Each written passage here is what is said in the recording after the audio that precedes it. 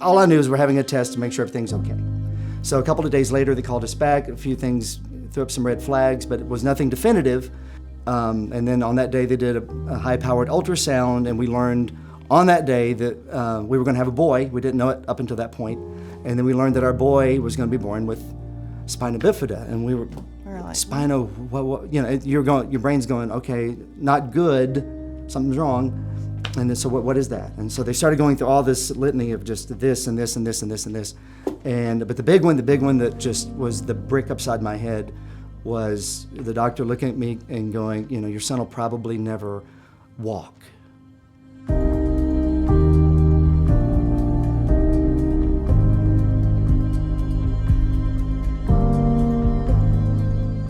Spina Bifida basically is at the third week pregnancy, the spinal cord and the spinal column don't fully fuse, so there's a hole in the back. As the baby grows, the hole gets bigger, and the cord is exposed the entire pregnancy, so it greatly affects its development. I tell you, on a day-to-day basis, I don't think about that at all.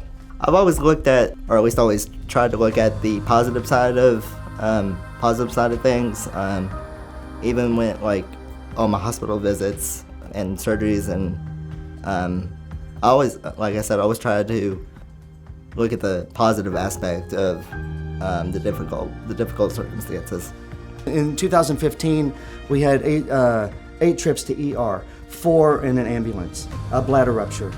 He coded on the table. He coded on the table. We almost lost him again on that one. For the first 2 years, it was really survival. I mean, we're just learning as we go, still not just understanding the God's plan. You know, we kept clinging to this, God's got a plan, but 2 years later, what is it? You know, and is he going to walk someday? And at that point, we didn't know if he'd still walk or not. And then one day, long story short, I thought he was dying in my arms. And as I was putting him in his car seat, his eyes closed, head slumped over, body went limp. And I thought he was dying in my arms. I didn't know what was going on. And I remember just going, don't take him, don't take him, don't take him. And at the end of that day, as I was kind of just analyzing what happened that day, it just occurred to me, the last thing I was praying for at that moment, when I thought he was dying, was for him to walk. Could have cared less. I wasn't going, oh God, let him walk. I was going, oh God, let him live. Let him live. Don't take him, let him live. That impacted me so much. If there's one day when I end up walking, great. But I'm not gonna I'm not gonna let that, bring me down. I never let that bring me down. I'm very content being in a wheelchair. I actually really enjoy being in a wheelchair. But yeah, there's nothing negative going inside my brain on a day-to-day basis. I mean, there's a good amount of people who are in wheelchairs and who are, who wish they could walk. So, I just want to share with those that even though you're in a wheelchair, that shouldn't stop you from living life. That shouldn't at all. All of this is worth it, and He has a plan and purpose for every life, regardless of the circumstances, whether they're circumstances that are temporal or they last, and it's okay. It really is okay. And if He can use that to bring glory to Him, it's worth it. It's just worth it. I've always been wanting to do worship. Back 12 years ago,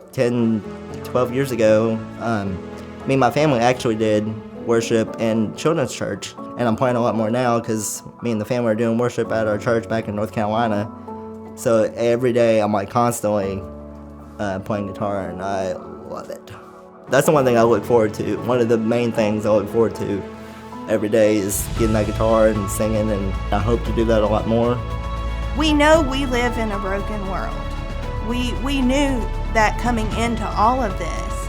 And still, if our child was going to be born not perfect the way the world defines perfect or normal or whatever word you want to use, then God obviously had a specific purpose for him that did not require him to be able to use his legs.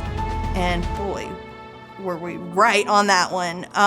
But not that it was easy at all. But I've seen him survive so many things that I've just, and we've become just pretty, over time, convinced that, he's not going anywhere until God's through with him. Just trust in the Lord and just believe that he has a plan and a purpose for your life, even with Spina Bifida or any other disability. Just trust in the Lord and know that he has a plan.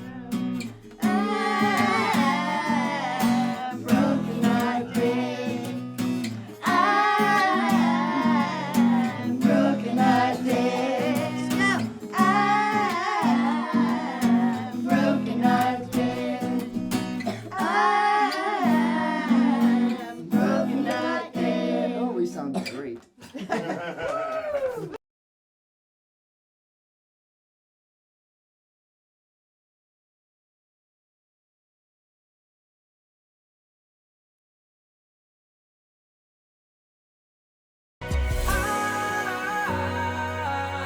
I'm broken, I'm dead.